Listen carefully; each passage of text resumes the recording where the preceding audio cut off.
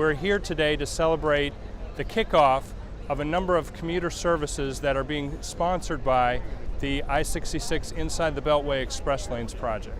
In December of this year, the Virginia Department of Transportation is going to open up express lanes on I-66 inside the Beltway. They'll allow individuals who are not part of carpools to pay a toll and use I-66 inside the Beltway during the peak period in the peak direction. So today that's not possible, you have to be in a carpool, but starting in December you'll be able to pay a toll and use I-66 to commute into downtown in the morning. So as part of this project, there is an additional revenue that is going to be used to upgrade transit facilities that are in the corridor.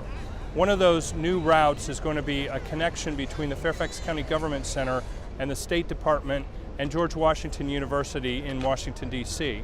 In addition to that, Loudoun County is opening a park and ride lot and adding bus service, and Prince William County, through their OmniRide service, is also adding bus service.